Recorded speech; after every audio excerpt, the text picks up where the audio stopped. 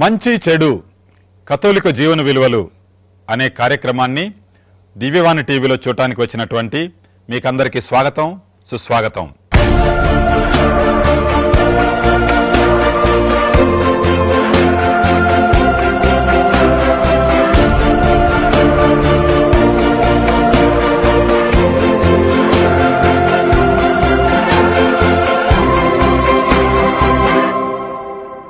ఈనాటి కార్యక్రమంలో పాల్గొనడానికి వచ్చినటువంటి మన అతిథులు శ్రీమతి టి స్లీవమ్మ, శ్రీమతి కె రాణి, శ్రీ ఎం డేవిడ్ పాల్ గారు, శ్రీ టి శౌరి గారు.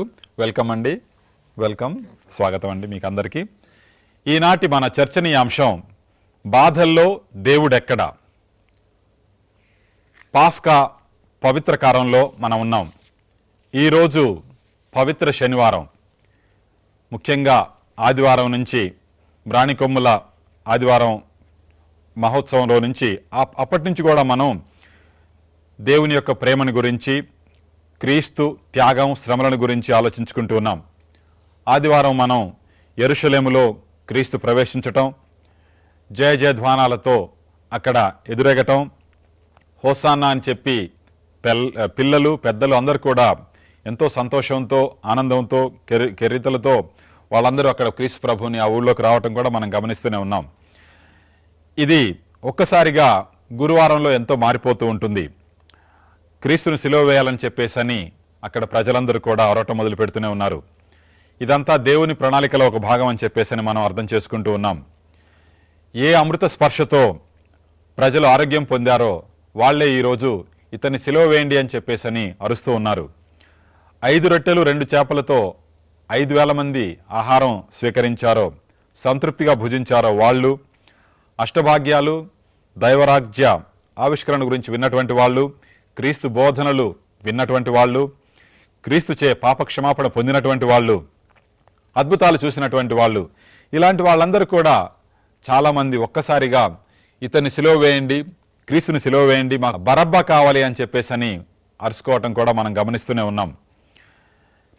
పిలాతు, హెరోదు, హీబ్రూ జెరూసలేము ఉన్నటువంటి మతాధిపతులు, యూదా మతాధిపతులు వీళ్ళందరూ కూడా క్రీస్తు ప్రభువుని ఎలాగైనా సిలువ వేయాల్సిందే అని చెప్పేసి పట్టుబడుతూ ఉన్నారు. క్రీస్తు బాధతో మౌనంగా చాలా కష్టాల్లో ఉన్నటువంటి పరిస్థితులు మనం గమనిస్తూ ఉన్నాం. ఒలివ తోపులో క్రీస్తు పడేటటువంటి శ్రమలు, బాధలు ప్రతి ఒక్కరి యొక్క హృదయాన్ని కరిగిస్తూ ఉంటాయి. ఈ పాత్రని నా నుంచి తొలగించు, కానీ నా చిత్తం కాదు నీ చిత్తం అని చెప్పేసని క్రీస్తు ప్రభువు అక్కడ రోధించటం మనకి తెలిసినటువంటి విషయమే. నీ చిత్త ప్రకారమే జరగాలని చెప్పి తన జీవితాన్ని దేవుని చేతిలో ఇచ్చినటువంటి క్రీస్తుని గురించి మనం ఆలోచించుకున్నట్లయితే క్రీస్తు పడినటువంటి బాధలు, శ్రమలు, కష్టాలు గుర్తు చేసుకుంటూ ఉన్నాం. రాతి స్తంభంపై కట్టి ఒక ముళ్ళ కిరీటం పెట్టి క్రీస్తు ప్రభువుని ఏ విధంగా హింసించారో, దూహించారో, అవహేళన గావించారో, అవమానించారో అవన్నీ చూస్తూనే ఉన్నాం. సిలువను మోసినటువంటి క్రీస్తు, చివరికి సిలువపై వేయడినటువంటి క్రీస్తు, ఏలీ ఏలీ లామా సబక్తాని, నా చెయ్యి ఎక్కడ వదిలిపెట్టావు, నన్నెందుకు విడనాడిపోయావని చెప్పేసని క్రీస్తు అలా బాధతో అరవటం మనం గమనిస్తూనే ఉన్నాం. కల్వరిలో ప్రభు మరణం మనందరికీ నిత్య జీవితాన్ని ప్రసాదించినప్పటికీ కూడా క్రీస్తు ఎందుకు బాధలు పడాలి, ఇలాంటి శ్రమలు ఎందుకు అనుభవించాలి, ఇవి ఒక ముఖ్యమైనటువంటి ప్రశ్నలు. దైవకుమారుడు క్రీస్తు వేరు, మనం వేరు. కానీ కష్టాలు, బాధలు పొందేటటువంటి మనుషులందరికీ కూడా ఇలాంటి ప్రశ్నలు వస్తూనే ఉంటాయి. మనం ఎందుకు కష్టాలు అనుభవించాలి, ఈ శ్రమలు ఎందుకు, ఈ బాధలు ఎందుకు అనేటటువంటిది ముఖ్యమైనటువంటి ప్రశ్న. దేవుడు ఎక్కడున్నాడు, మనం ఎన్ని పుణ్యాలు చేసుకున్నా, ప్రార్థనలు చేసుకున్నా దేవుడు కనపట్లేడే అని చెప్పేటటువంటిది ఒక ముఖ్యమైనటువంటి ప్రశ్న. ఇలాంటి విషయాల గురించి ముఖ్యంగా మన కుటుంబాలలో, మన జీవితంలో వచ్చేటటువంటి విషయాల గురించి కొంచెం ఆలోచించుకుంటుందాం. దేవుడు ఎక్కడున్నాడు, మేము కష్టాల్లో ఉన్నప్పుడు, మేము బాధల్లో ఉన్నప్పుడు దేవుడు ఏడే అనేటటువంటి ప్రశ్నలు ఉన్నటువంటి కొన్ని ఉదాహరణలు, కొన్ని ఎగ్జాంపుల్స్ ఏమన్నా మీకు తెలిసినటువంటి ఉన్నాయా? స్లీవమ్మ గారు, మీకు తెలిసినటువంటిది ఏదైనా ఒక ఉదాహరణ చెప్తారా? అనవసరంగా చాలామంది నిందపడుతున్నారు. ఈ మధ్యనే నాకు తెలిసిన ఒక అబ్బాయి కాలేజీకి వెళ్తున్నాడు, విజయ్ అనే అబ్బాయి. కాలేజీకి వెళ్తూ బస్ స్టాప్లో నిల్చున్నాడు బస్సు కొరకు. ఈ లోపల ఒక దొంగవాడు ఎవరిదో పర్సు కొట్టేసి పరిగెత్తుకుంటూ పారిపోతూ ఉంటే పోలీసులు వెంటబడ్డారు. పోలీసులు దగ్గరకు వచ్చారు, చూసి వెంటనే ఆ బ్యాగ్ని ఆ అబ్బాయి దగ్గర పడేసి వాడు పారిపోయాడు. పోలీసులు వచ్చే లోపల ఆ బ్యాగ్ ఆ అబ్బాయి దగ్గర ఉండటం చూసి, ఆ బ్యాగ్ నువ్వేనా దొంగతనం చేసింది, రా పోలీస్ స్టేషన్కి రాని కొట్టుకుంటూ తిట్టుకుంటూ పోలీస్ స్టేషన్కి తీసుకుపోయి, తర్వాత వాళ్ళ తల్లిదండ్రులు కూడా కబురు చేస్తే వాళ్ళు కూడా వచ్చి వాళ్ళు చాలా బాధపడతారు. అనవసరంగా మాకు నా కొడుకు నిందగాక నిందన మాకు కూడా వస్తుంది కదా అని చెప్పి ఎంతో బాధపడుతున్నారు. తను చేయనటువంటి ఒక పనికి ఒక నింద అనుభవించడం అనేది తన వ్యక్తిగత జీవితంగా, తర్వాత కుటుంబంలో కూడా వాళ్ళందరూ బాధపడటం అనేది ఒక ఉదాహరణ. ఇలాంటి పరిస్థితులలో దేవుడు ఎక్కడున్నాడు, మాకెందుకు ఈ కష్టాలు, మాకెందుకు బాధలు అనేటటువంటిది మనకు వచ్చినటువంటి ఒక ముఖ్యమైనటువంటి ప్రశ్న. మీరు తెలిసినటువంటి ఉదాహరణలు ఏమైనా ఉన్నాయండి? నాకు తెలిసిన ఒక కథోలిక ఫ్యామిలీ ఉంది. ఆ ఫ్యామిలీలో ఒక తల్లి, తండ్రి, ఒక బిడ్డ ఉన్నారు. వారు ఎంతో సంతోషంగా ప్రతిరోజు గుడికి వెళ్ళి ప్రార్థిస్తూ పూజలో పాల్గొంటూ ఉన్నారనమాట. ఒకరోజు నేను గుడికి వెళ్ళే సమయంలో ఆ బిడ్డకు సడన్గా కారు వచ్చి యాక్సిడెంట్ జరిగి ఆ బిడ్డ అక్కడికక్కడే చనిపోయింది. చనిపోయినప్పుడు వారి యొక్క తల్లి ఎంత ఆవేదనతో, ఎంత మేము ఇన్ని ప్రార్థనలు చేస్తున్నాం, మాకు ఎక్కడున్నాడు దేవుడు అని వారు ఎంతో మొరపెట్టుకున్నారు.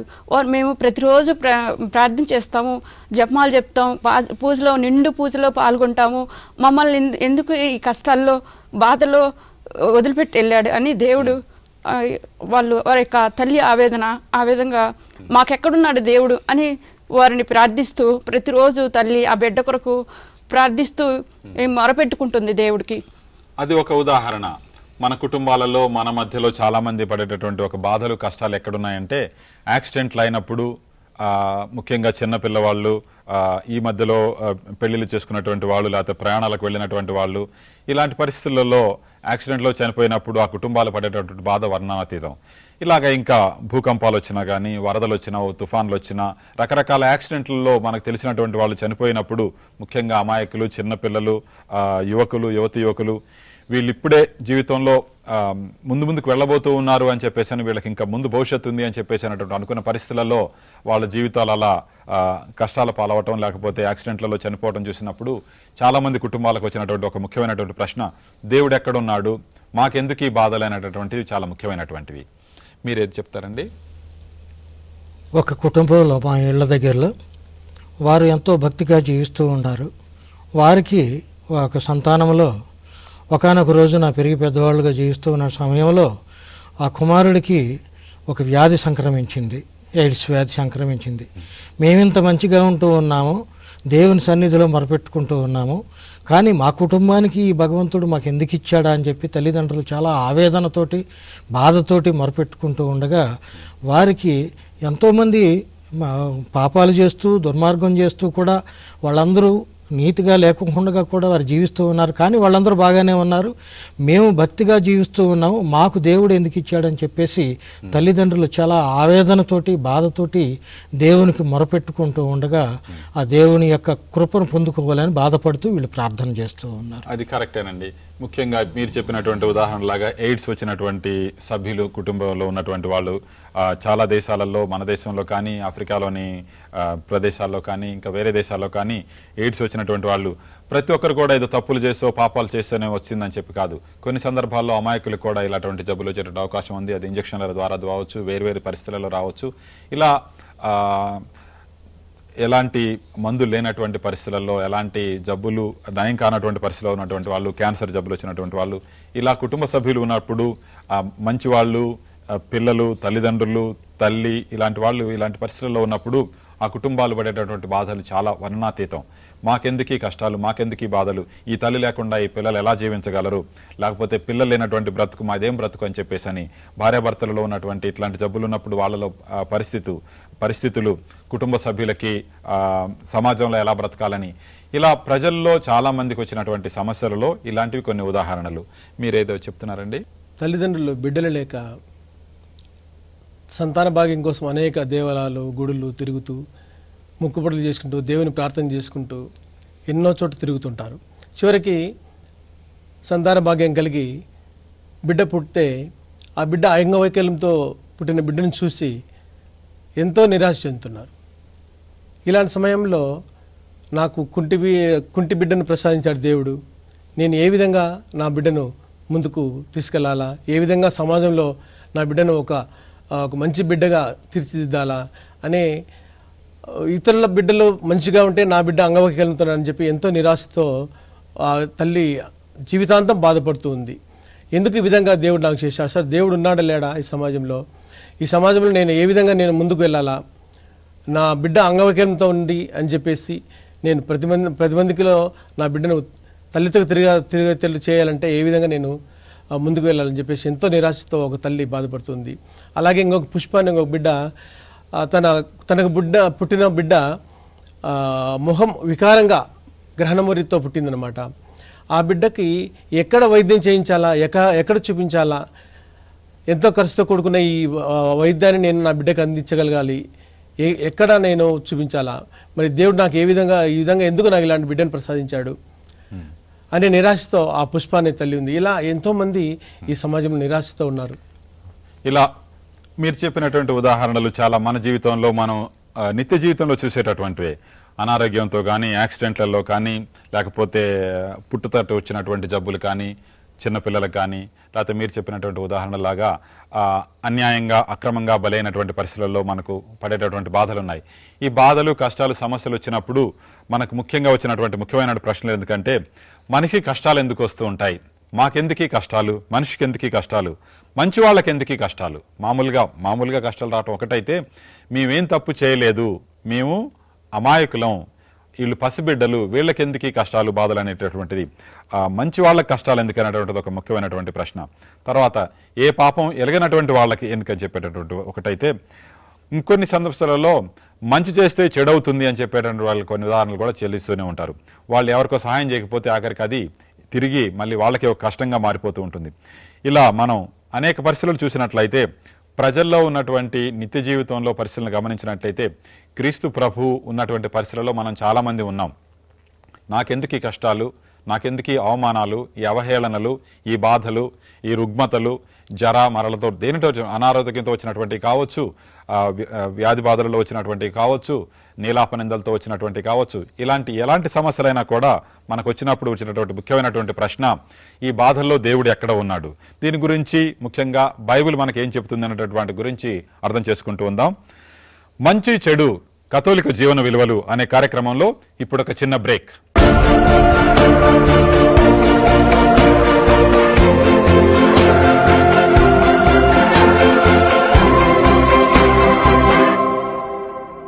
మంచి చెడు కథోలిక జీవన విలువలు అనే కార్యక్రమానికి మీకందరికీ మరోసారి స్వాగతం.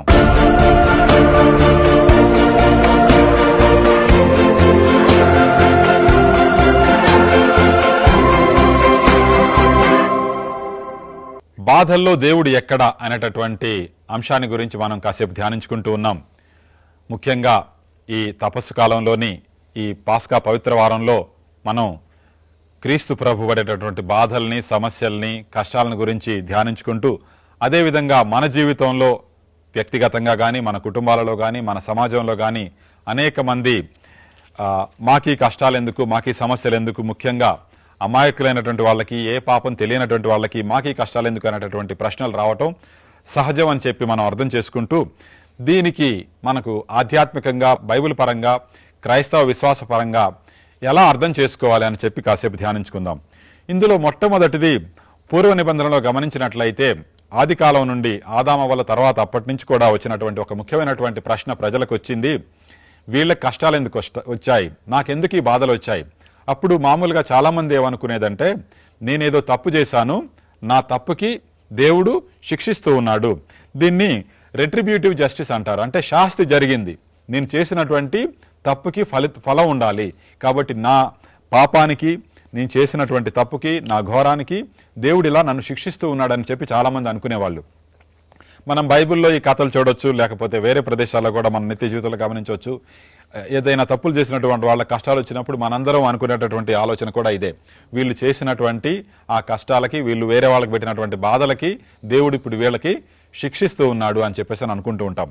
కానీ తర్వాత కొంతకాలం తర్వాత మంచి వాళ్ళకి ఎందుకు కష్టాలు వస్తాయని చెప్పేసని. వేరే వాళ్ళకి కష్టాల పాలు చేసినటువంటి వాళ్ళకి బాధలు వస్తే అది వేరు, కానీ మంచి వాళ్ళకి కూడా కష్టాలు వస్తూ ఉన్నాయి, అమాయకులు కూడా బాధలు పడుతూ ఉన్నారని చెప్పినప్పుడు దానికి ఉదాహరణగా మనం రెండో విషయంగా చూసినట్లయితే ఇన్నసెంట్ సఫరింగ్, అంటే అమాయకులు, పాపం ఎరగనటువంటి వాళ్ళకు కూడా కష్టాలు వస్తూ ఉంటాయి. కాబట్టి అది మనకి జవాబు తెలియకపోయినా కానీ మంచి వాళ్ళకి కష్టాలు వస్తాయని చెప్పేసి యోబు గ్రంథంలో మనం అర్థం చేసుకుంటూ ఉన్నాం.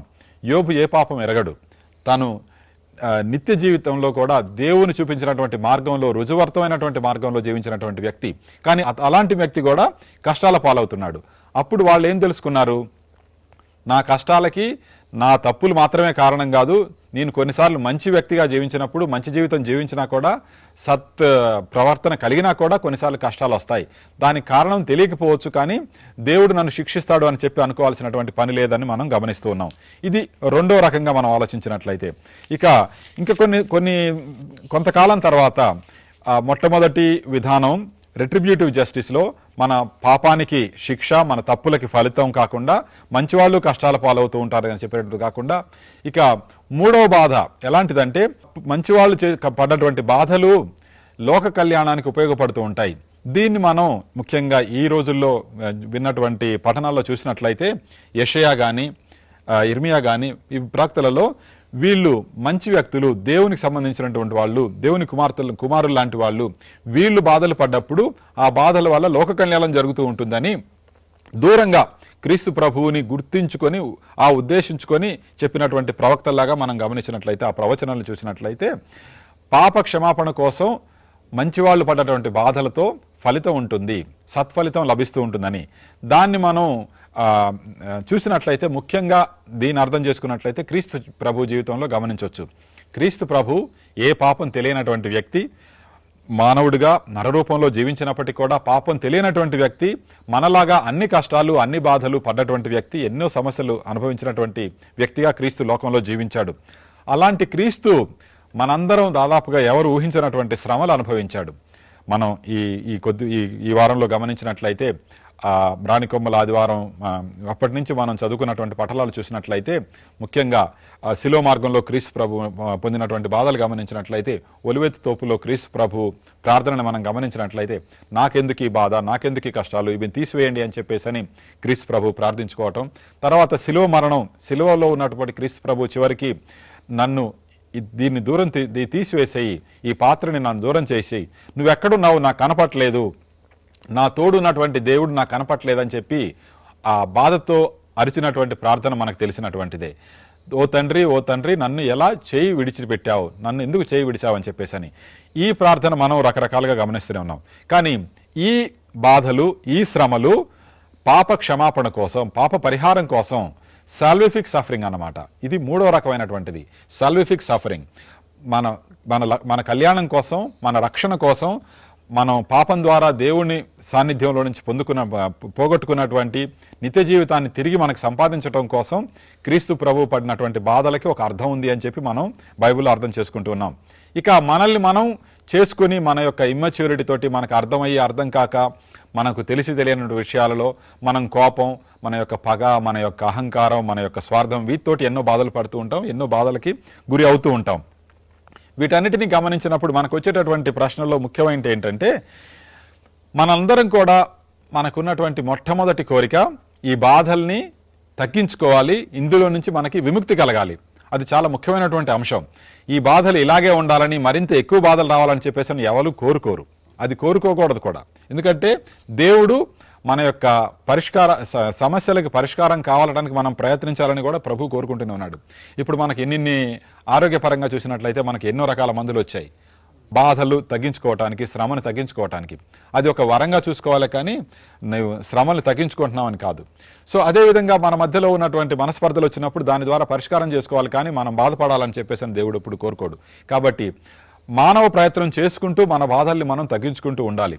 ప్రపంచంలో మధ్యలో ఉన్నప్పుడు, ప్రజల మధ్యలో ఉన్నప్పుడు, సమాజాల మధ్యలో ఉన్నప్పుడు ఎలాంటి పరిష్కారాలు ఉన్నా కూడా వాటిని మనం ఏదో ఒక రకంగా పరిష్కరించుకొని శ్రమలు, బాధలు తగ్గించుకుంటూ ఉండాలి. ఇక మనవంతు మనం ప్రయత్నం చేసినా కూడా ఇంకా కొన్ని సమస్యలు, కష్టాలు, బాధలు తప్పవు. మంచంలో ఉన్నటువంటి వాళ్ళు, నిరంతరం అనారోగ్యంతో జీవించేటటువంటి వాళ్ళు, ఉద్యోగం లేనటువంటి వాళ్ళు, వృద్ధాప్యంతో ఉన్నటువంటి వాళ్ళు, జీవితంలో బాధలు కష్టాలు ఉన్నటువంటి వాళ్ళు, మనస్పర్ధలతో ఉన్నటువంటి వాళ్ళు, ఒంటరితనంతో ఉన్నటువంటి వాళ్ళు, వీళ్ళకు ఉన్నటువంటి బాధలు అంత తొందరగా పోయేటటువంటి బాధలు కావు. ఈ బాధలు పోవాలని చెప్పేసి మనం ముఖ్యంగా ప్రార్థన చేసుకుంటూ ఉంటాం. ప్రార్థన చేసుకున్నప్పుడు కష్టాలు సమస్యలు తగ్గిపోవాలని, వాటిలో నుంచి మనకి విముక్తి కావాలని చెప్పి ప్రయత్నం చేసినప్పుడు కొన్ని సందర్భాల్లో దేవుడు మన మొరను ఆలకించి ఆ సమస్యలోంచి మనకి విముక్తిని ప్రసాదిస్తారు. కానీ కొన్ని సందర్భాల్లో మనం ఎన్ని మొరలు ఆలకించినా, ఎన్ని ప్రార్థనలు చేసినా, ఎన్ని నోములు నోచుకున్నా కూడా కొన్ని సమస్యలకి పరిష్కారం ఉండదు. అలాంటి వాళ్ళు ఏమనుకుంటారు, మామూలుగా మనం ఇందాక మీరు చెప్పినట్లు దేవుడు ఎక్కడున్నాడు, నా ఈ కష్టాలలో నా సమస్యలలో నన్ను దేవుడు ఆడుకోలేడా, దేవుడు సర్వశక్తిమంతుడు, సర్వజ్ఞుడు, సర్వజ్ఞాని, అన్నీ తెలుసు అని చెప్పి మనం నమ్ముకున్నటువంటి దేవుడు ఎక్కడ ఉన్నాడు, దేవుడు నన్ను కాపాడలేడా, దేవుడు నన్ను వదిలిపెట్టాడా, దేవుడు నా నుంచి దూరంగా వెళ్ళిపోయాడా, నన్ను నా చేయి పట్టుకోకుండా నన్ను వదిలేసిపోయాడా అని చెప్పేటటువంటిది మనలో ఉన్నటువంటి ఒక ముఖ్యమైనటువంటి ఒక బాధ, ఒక ఆవేదన. దీన్ని ఎలా అర్థం చేసుకోవాలి? దేవుడు నన్ను మర్చిపోయాడు, దేవుడు నన్ను వదిలేసి వెళ్ళిపోయాడు, దేవుడు నా దగ్గర లేడు, దేవుడు నన్ను వదిలేంచుకున్నాడు అనేటటువంటి దాంట్లో నుంచి మనం ఆ ఆలోచనలో నుంచి మనం బయటపడాలి. ఇద్దరు వ్యక్తులు, ఒకే జబ్బు ఉన్నటువంటి వ్యక్తుల్లో కూడా ఒకరు దాన్ని పాజిటివ్గా చూసుకుంటూ దేవుని సాన్నిధ్యంలో దగ్గరికి పోయినట్లయితే, క్రీస్తు శ్రమలతో వాళ్ళ శ్రమలను జోడించినట్లయితే ఈ బాధలు కూడా అవి ఆ పాప క్షమాపణ తీసుకునేటువంటి సాల్విఫిక్ సఫరింగ్స్గా మారుతూ ఉంటాయి. మనం అనారోగ్యంతో పడేటటువంటి బాధలు, ఒంటరితనంతో బాధపడేటటువంటి బాధలు, వృద్ధాప్యంతో ఉన్నటువంటి బాధలు, మానసిక క్షోభతో ఉన్నటువంటి వాళ్ళు వాళ్ళ బాధని క్రీస్తు బాధలతో జోడించినట్లయితే మనందరి పాప పరిహారార్థంగా కొంతవరకు ఉపయోగపడుతూ ఉంటాయి. అలా కాకుండా మనం నిరాశ నిస్పృహలతో జీవించినట్లయితే మనం జీవితం క్షోభ పడుతూ ఉంటాం, బాధలు పడుతూ ఉంటాం. ఇక దేవుడు ఎక్కడ ఉన్నాడు అని చెప్పినప్పుడు మనకి మొట్టమొదట మనకు వచ్చినటువంటిది, దేవుడు నా దగ్గర లేడు, నన్ను వదిలేసుకున్నాడు, నేను దూరం అయిపోయాను. అది మనం కాదు. మన క్రైస్తవ విశ్వాసం ప్రకారంగా చూసినట్లయితే దేవుడు దూరం లేడు.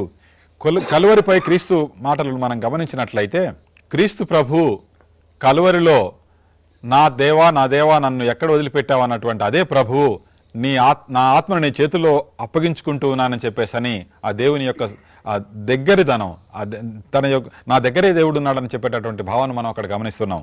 అదే మనం అర్థం చేసుకోవాలి. కష్టాల్లో ఉన్నటువంటి వాళ్ళకి దేవుడు మిగతా వాళ్ళకన్నా దగ్గరగా ఉన్నాడు. నేను కష్టాల్లో, బాధల్లో, సమస్యల్లో ఉన్నప్పుడు దేవుడు మిగతా వాళ్ళకన్నా నాకు ఇంకా దగ్గరగా ఉన్నాడు. ఒక తల్లి నలుగురు బిడ్డలలో ఎవరన్నా ఒకరికి బాగాలేకపోయినట్లయితే తల్లి ఆ బిడ్డను ప్రత్యేకంగా ఎందుకు చూసి కాపాడుకుంటూ ఉంటుందో, ఎక్కువగా ఆ బిడ్డ దగ్గర కాలాన్ని వెచ్చిస్తూ ఉంటుందో, అదే రకంగా తన బిడ్డలలో ఎవరైతే కష్టాల్లో పేదరికంతో బాధపడుతూ ఉన్నారో దేవుడు వాళ్ళ దగ్గర ఎక్కువగా ఉన్నాడని చెప్పేసి మనకి క్రైస్తవ విశ్వాసం స్పష్టం చేస్తూ ఉంటుంది. మనలో చాలా మంది ఫుట్ ప్రింట్స్ అనేటటువంటి ఒక చిన్న కవిత్వాన్ని చూస్తూనే ఉన్నాం, పాద చిహ్నాలని. నేను కష్టాల్లో ఉన్నప్పుడు నువ్వు కనపడలేదు, నువ్వు నన్ను వదిలిపెట్టిపోయావని చెప్పి అడిగినటువంటి దానికి వాళ్ళు కవిత్వంలో ఉన్నటువంటి జవాబు, అప్పుడు నేనే నిన్ను చేతులతో పట్టుకుని నడిపిస్తూ ఉన్నాను, అక్కడ కనిపించినటువంటివి అవి నా పాద చిహ్నాలు, నీవి కాదని చెప్పేసి అని దాంట్లో మనం ఎంతో గమనించవచ్చు. దేవుడు కష్టాల్లో ఉన్నప్పుడు ఆ కష్టాలని తీసివేయకపోయినా కూడా దేవుడు నా దగ్గరే ఉన్నాడు, నన్ను నడిపిస్తూ ఉన్నాడు, నన్ను కాపాడుకుంటూ ఉన్నాడు. ఇది మనం అర్థం చేసుకోవటం చాలా ముఖ్యం. దేవుని సాన్నిధ్యంలో మనం ఎప్పుడు జీవిస్తూనే ఉన్నాం. నువ్వు ఎక్కడున్నావు, నువ్వు దూరం ఉన్నావు అని చెప్పి అర్థం చేసుకున్నా, కానీ దేవుని సాన్నిధ్యంలోనే మనం జీవిస్తూ ఉన్నాము. దేవుడు మనల్ని వదిలిపెట్టి ఎక్కడికి వెళ్ళడు. కష్టాల్లో, బాధల్లో నాకు మరింత దగ్గరగా ఉన్నాడని చెప్పి అర్థం చేసుకోవటం చాలా ముఖ్యం. అప్పుడే మనకు ఈ ప్రశ్నకి బాధల్లో దేవుడు ఎక్కడనేటటువంటి దానికి సమాధానం లభిస్తూ ఉంటుంది. ఇప్పటి వరకు మంచి చెడు కథోలిక జీవన వెలువలు అనే కార్యక్రమాన్ని ఆసక్తితో తిలకించినందుకు మీకందరికీ ధన్యవాదాలు. అదేవిధంగా మన విశిష్ట అతిథులందరికీ కూడా కృతజ్ఞతలు. థ్యాంక్స్ అండి. Thank you madam. మరో ఆసక్తికరమైనటువంటి అంశాన్ని గురించి వచ్చే వారం ఎపిసోడ్లో చర్చించుకుందాం. అప్పటి వరకు చూస్తూనే ఉండండి దివ్యవాణి.